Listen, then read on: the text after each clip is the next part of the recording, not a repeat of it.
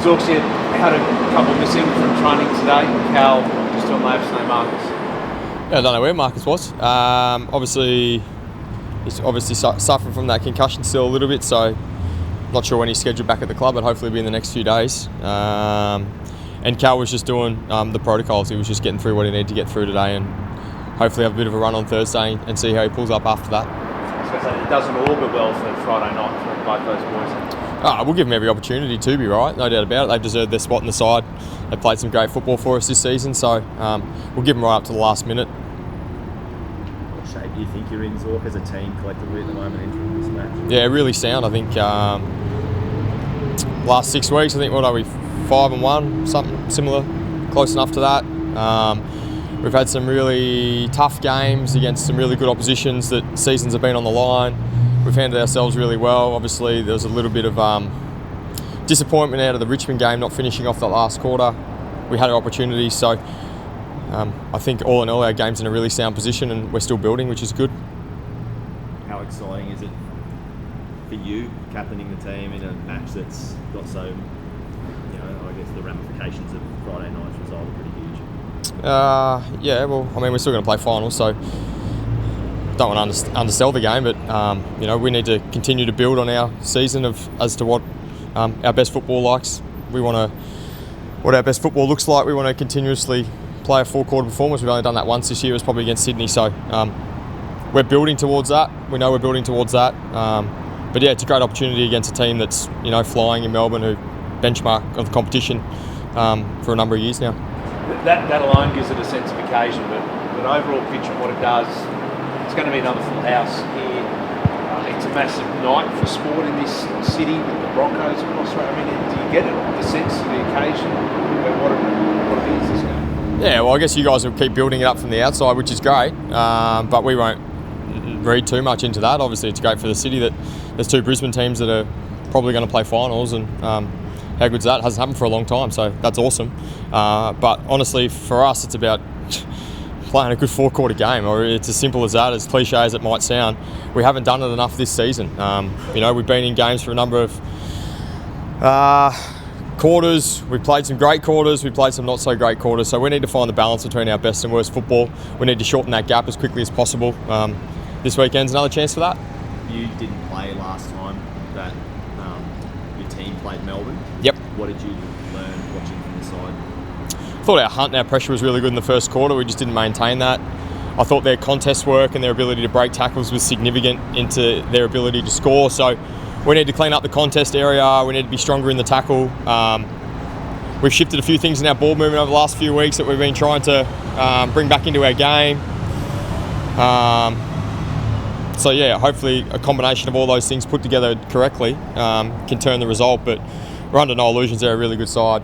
As I said, they're the benchmark over the past 2 years. So it's going to be a good contest. Do you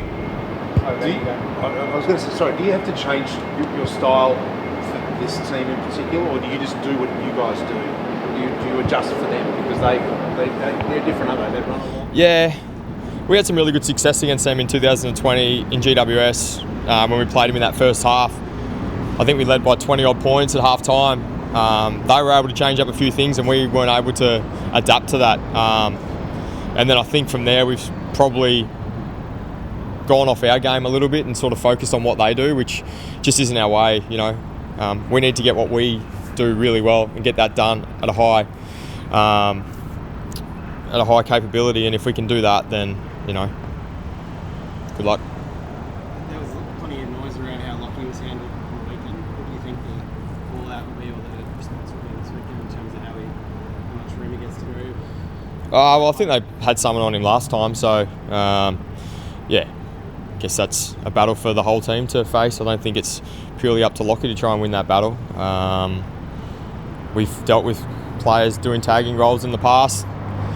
Although Locke didn't get the numbers on the weekend, he still contributed in a number of different ways, which was fantastic. So if he does that again, the guys around him just have to step up, myself included, and that's what we'll do. That's what I was going to say, to have match winners elsewhere, Cam showing yep. how important that is. How big will that be over the next few weeks? That it's not just Lockie that is winning the match for them? Yeah. How important is that? Oh, well, we never rely on one person to win the game. We've never been like that, especially not under Fague. So although Lockie gets a lot of the ball, we rely on all of the rest of our players to come in and play their role and get their jobs done. And for the majority of the year, everyone's done that. So although Locke hasn't had the numbers the last few weeks, we've still been able to win. And if that happens again on the weekend, I'm still confident that we can get the job done with our group. Do you reckon the way Cam played, do you reckon that filled the other younger fellas with a bit of belief too? I hope so. Yeah, he's had a difficult 18 months, Cam. He's obviously had his knee and he was coming off his best pre-season, and then he comes back, takes a few games to get going, and we're seeing glimpses week in, week out of what he can actually do. And on the weekend, his moment was there, he grabbed it and took it, and he'll get a lot of confidence off of that. No doubt, guys like Zach Bailey and the like Jackson Pryor, and that'll get confidence from that, seeing that he can do it. I think it just adds a lot of great belief into our group that Cam's starting to get back to his absolute best. Just on that, on the belief, where's this group at compared to where you've been the last few years? How is the belief? Yeah, it's still really high, and as it should be. I mean, we've been up the top half of the ladder for the last 4 years in a row, which only Geelong's been able to do. So the belief's definitely there. We understand that we need to get it done in big games, but we're building towards that. We're working towards that. We're putting mechanisms in place to overcome adversity and whatever strikes us throughout games. So everything just seems to be coming together, and boys are hitting good form at the right time of the season, and we can only go from there. Dave, what was the three-quarter time the other night for you to be able to, turn it around like you did after their pretty good third quarter? And is there something that you sort of built on going into this? Well, we just didn't get our hands on the ball for that 10-minute period, and St Kilda were able to score. So it was a pretty simple reset. We just wanted to get the ball back in our hands and control the game. We were able to do that. We got a little bit of momentum, we capitalised, and then when they got a momentum, we were able to stop it pretty quickly and hold on to the ball for a bit. So we didn't execute that as well as we would have liked in the third quarter, but we certainly got it right in the last.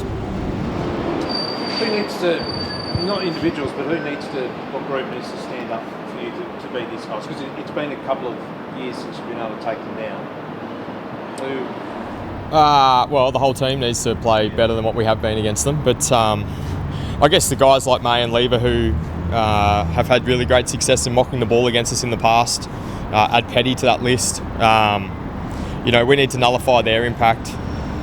So, I mean, if our tall forwards can bring the ball to ground and not let them mark it, obviously that would certainly help. But I think overall we just need to play to our trademark, and if we can do that, it'll give us a really good chance.